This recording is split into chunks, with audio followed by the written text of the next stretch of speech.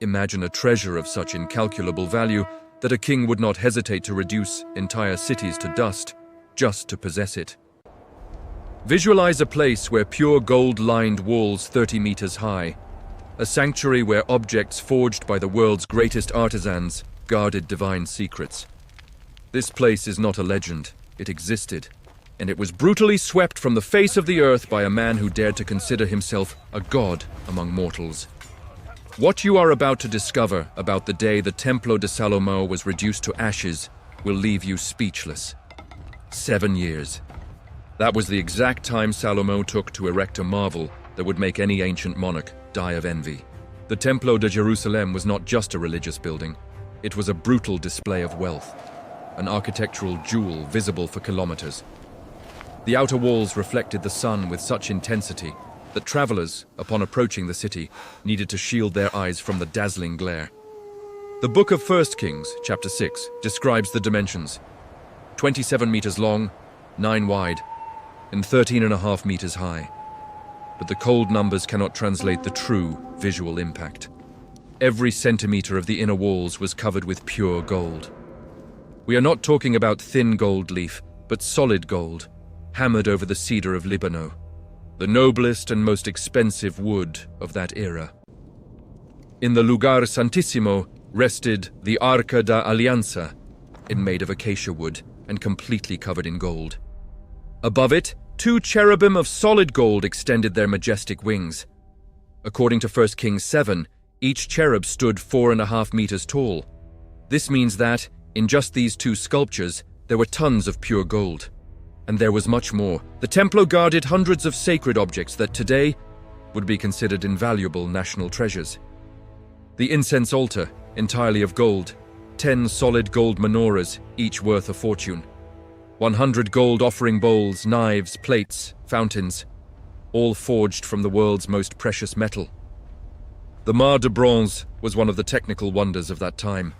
It was a gigantic circular basin made of polished bronze, 4.5 meters in diameter and with a capacity for 44,000 liters of water.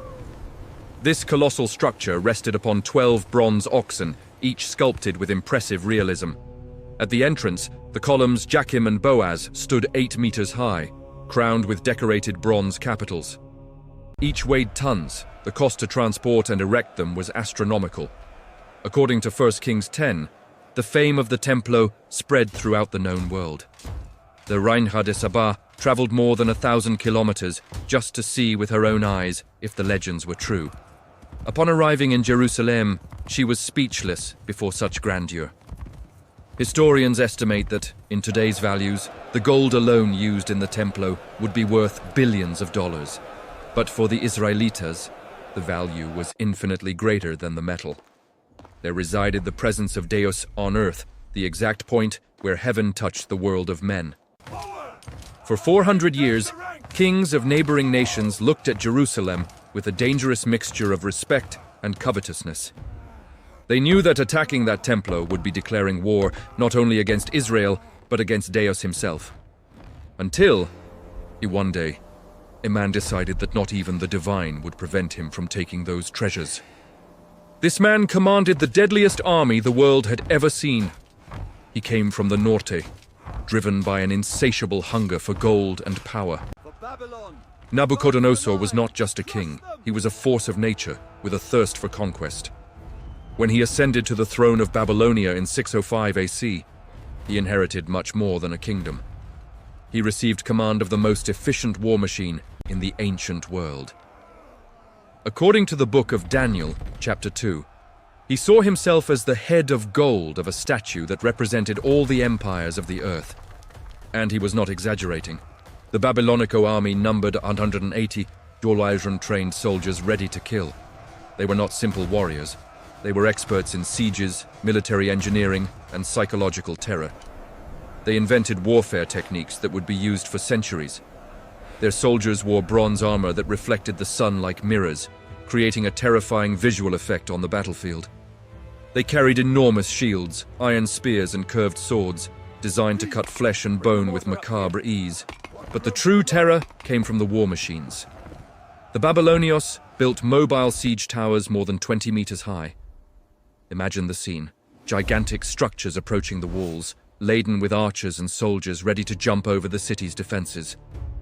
They also used battering rams, immense logs of wood, reinforced with iron, suspended by chains and operated by dozens of men. The rhythmic thud of a battering ram striking the city gates could be heard for kilometers, like the beat of a giant, deadly heart. Nabucodonosor had a simple and brutal strategy. Completely besiege the enemy city, cut off all supply routes, and wait. He was in no hurry. He knew that hunger and despair would do the work for him. Chapter 4 of Daniel reveals a trait of Nabucodonosor's personality that explains a lot. He was extremely proud.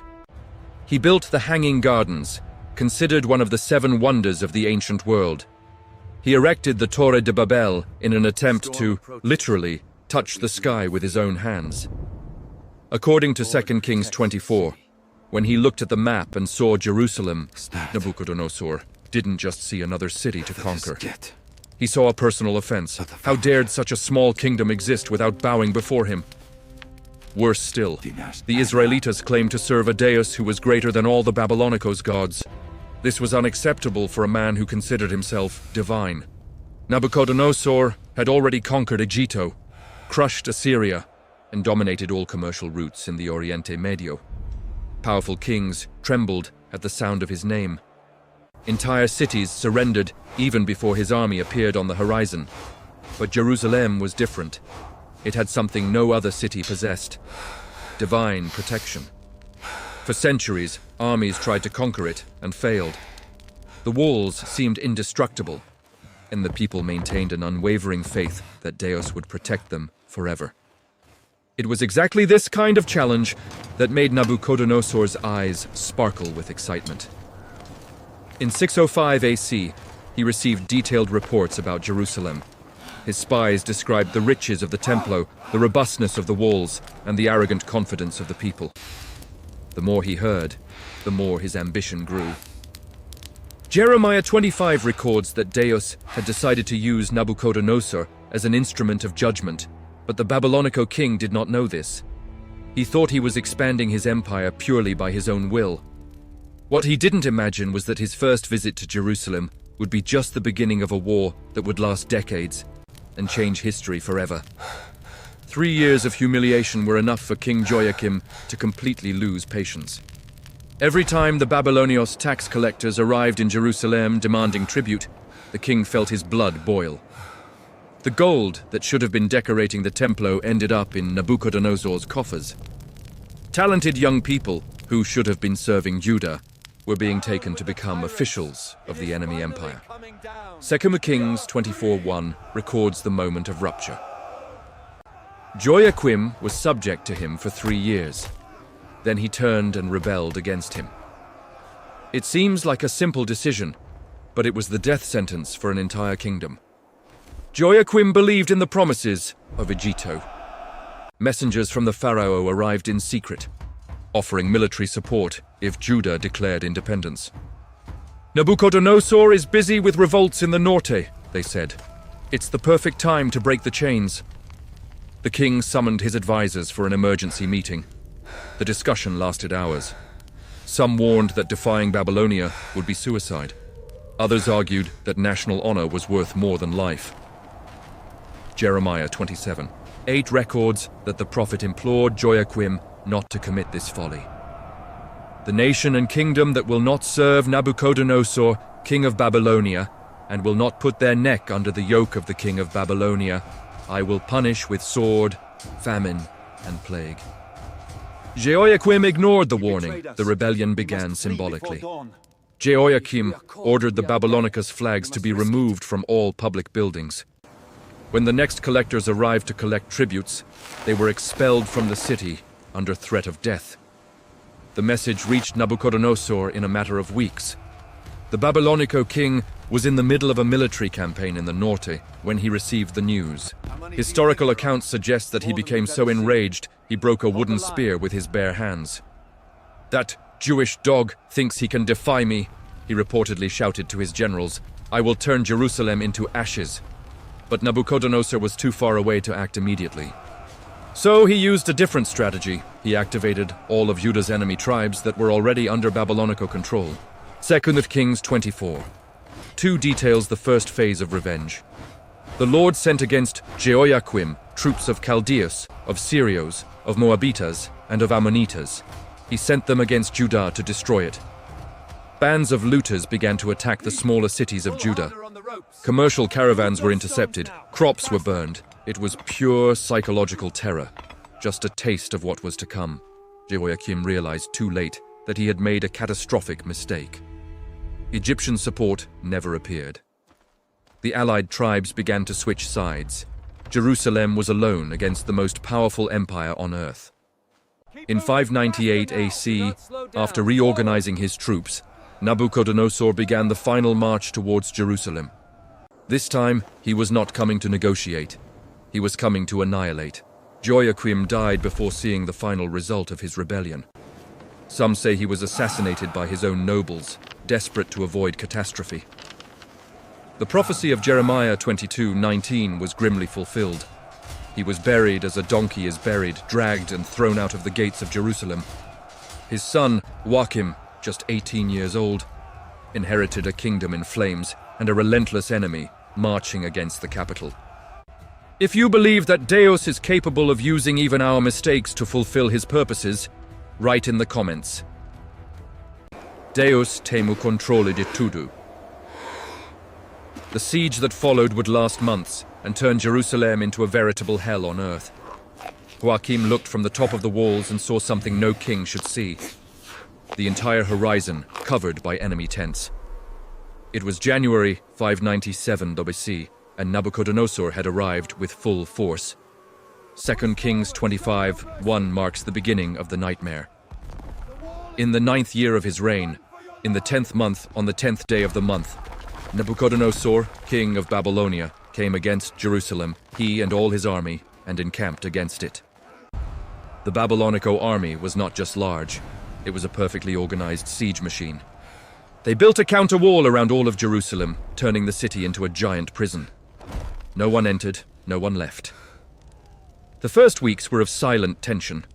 The Babylonios did not attack, they merely waited. They knew that hunger would do the dirty work. Joachim tried one last diplomatic move. According to 2 Kings 24:12, 3 months after the start of the siege, he left the city with his mother, his servants, and his princes to surrender personally to Nebuchadnezzar. It was a fatal mistake. Nebuchadnezzar accepted the surrender, but had no mercy. He took Joachim as a prisoner to Babylonia, along with 10,000 inhabitants of Jerusalem's elite. Artisans, soldiers, nobles. 2 Kings 24:14 is clear. No one was left but the poor people of the land. But the humiliation was just beginning. Nebuchadnezzar placed Zedekias, Joachim's uncle, as a puppet king. It was a deliberate provocation. He chose someone weak and easily manipulated to govern the ruins of Judah. Zedekias swore eternal loyalty to Babylonia. He promised to pay tribute without complaint. He guaranteed that Judah would never rebel again. And for 8 years, he kept his word. However, in 588 AC, pressured by nationalist advisors and the eternal empty promises of Egitto, Zedekias made the same mistake as Jehoiakim. According to 2 Kings 25:1, Nebuchadnezzar returned to Jerusalem in January 588 AC. This time, there was no more room for mercy. He had been deceived twice by the same kingdom. Patience had run out. The second siege was infinitely worse than the first. It lasted 30 full months, 2.5 years of slow agony. Jeremiah 52:6 describes the horror. In the 4th month, on the 9th day of the month, the famine prevailed in the city, and there was no bread for the people of the land. People started by eating shoe leather, then herbs and dried leaves. When that ran out, they began to eat dead rats and pigeons. Lamentations 4:10 records something even more terrible, a scene that defies sanity.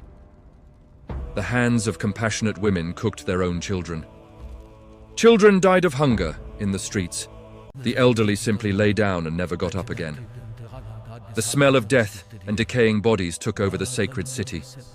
Zedekias tried to escape several times, But the Babylonica blockade was impenetrable. He was trapped in a city that turned into a cemetery with each sunrise. Water sources were cut off. Grain reserves disappeared. Jerusalem literally died of thirst and starvation. In July 586 AC, after 900 days of siege, the Babylonios soldiers finally found the weak point in the walls. It was July 9th when Jerusalem's defenses finally gave way. 2 Kings 25:4 records the exact moment. Then the city was broken into, and all the men of war fled by night by way of the gate. The sound of crumbling stones echoed throughout the city. Babylonios soldiers poured through the breach, shouting, bloodthirsty after years of waiting. After 2.5 years of siege, Zedekias attempted a desperate escape in the darkness of the night. According to 2 Kings 25:7, he was captured on the plains of Jericho. The punishment was brutal. Nebuchadnezzar forced the king to watch the execution of his own sons. Then, he ordered Zedekias' eyes to be gouged out. The last thing the king of Judah saw in this life was the massacre of his offspring. King Cyrus But Nebuchadnezzar's personal revenge was merely the prelude. According to 2 Kings 25:8-9, 1 month after the fall of the city, the man who would change everything arrived. In the 5th month, on the 7th day of the month, came Nebuzaradan, captain of the guard, servant of the king of Babylonia, to Jerusalem. And he burned the Casa do Señor and the king's house and all the houses of Jerusalem. Nebuzaradan was the official executioner, an expert in methodical destruction. He had specific orders to make Jerusalem disappear from the map. The Templo was the first target. For 400 years, those sacred walls had been untouchable. Enemy kings could threaten, besiege, attack, but the Templo remained protected by the divine presence. Now pagan soldiers walked through the sacred courtyards with axes and torches. According to 2 Kings 25:13-17, they started with the most valuable objects. The Chaldeans broke the bronze columns that were in the Casa do Señor and the Mar de Bronze, and carried the bronze to Babylonia. The Mar de Bronze, which weighed tons, was broken into pieces to facilitate transport. The columns, Jachim and Boaz, landmarks at the Templo's entrance, were pulled down and shattered.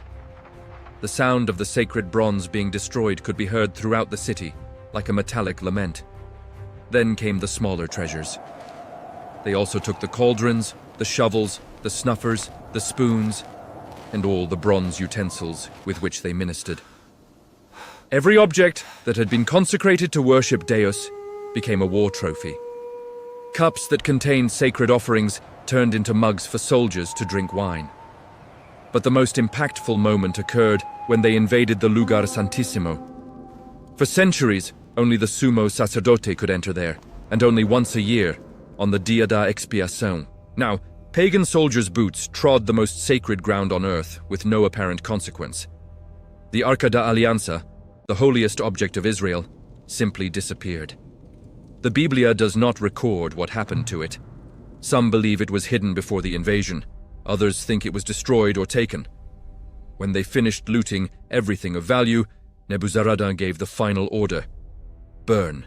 The cedar of Lebanon, which had cost a fortune to transport and install, turned to ashes in a matter of hours. The remaining gold on the walls melted with the infernal heat of the flames. Black smoke rose to the sky like a funeral pyre, visible for kilometers. If you understand that, sometimes Deus allows destruction to bring renewal. Comment now. Confio nos planos de Deus. However, the fate of the sacred treasures in pagan land held surprises no one could imagine. The wagons arrived in Babylonia, loaded with what remained of the world's richest Templo. Nebuchadnezzar ordered all the treasures to be publicly displayed in the streets of the capital. It was pure military propaganda, to show the people that not even the Deus of the Judeus could protect his own house. Daniel 1, to records where the objects went. The Lord delivered into his hands Joachim, and part of the utensils of the Casa de Deus, and he carried them to the land of Shinar, to the house of his God, and put the utensils in the treasury house of his God. The Templo of Marduk, the main Babylonica deity, gained an entire wing dedicated to the trophies from Jerusalem. Gold menorahs that once illuminated the Lugar Santo now decorated pagan altars. Consecrated cups became ornaments in honor of stone idols. For Nebuchadnezzar, those treasures proved his religious superiority. If the Deus of Israel were truly powerful, he would have prevented the looting.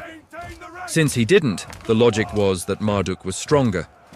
But Deus had other plans. For decades, the sacred utensils remained stored as museum pieces in Babylonia. Nebuchadnezzar, occasionally, displayed them to important visitors, boasting of his conquests. In 539 AC, 47 years after the destruction of Jerusalem, everything changed in a single night. Chapter 5 of Daniel narrates the feast that sealed the fate of the Babylonico Empire. Belshazzar, Nebuchadnezzar's grandson, decided to make the final provocation against the Deus of Israel. Then they brought the gold vessels that were taken out of the Templo of the Casa de Deus, which was in Jerusalem, and the king and his princes, his wives and his concubines drank from them. It was pure blasphemy.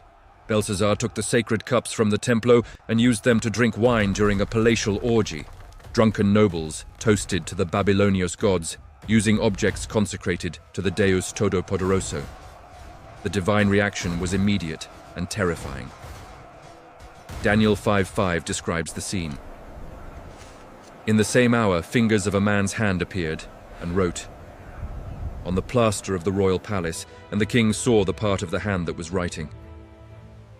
Then the king's countenance changed, and his thoughts troubled him. The feast stopped instantly. The music ceased. Hundreds of guests looked in panic at the wall, where an invisible hand traced mysterious words. Mene, mene, tekel, parsim. Daniel was called to interpret the sentence. The elderly prophet, now over 80 years old, looked into Belshazzar's eyes and pronounced the verdict. Deus has numbered your kingdom and finished it. You have been weighed in the balance and found wanting. Your kingdom has been divided and given to the Medos and Persas. That same night, Cairo of Persia invaded Babylonia and killed Belshazzar. The new Persa emperor had a completely different religious policy. Instead of stealing sacred objects from other peoples, he preferred to return them and gain loyalty through tolerance. Ezra 1:7-8 records the moment of restitution. Also, King Cairo brought out the utensils of the Casa do Senhor, which Nebuchadnezzar had brought out of Jerusalem, and delivered them into the hands of Sheshbazzar. After exactly 70 years of exile, exactly as Jeremiah had prophesied, the sacred treasures returned home. The Templo was rebuilt. The utensils were put back in their holy places. The worship of Deus was restored in Jerusalem.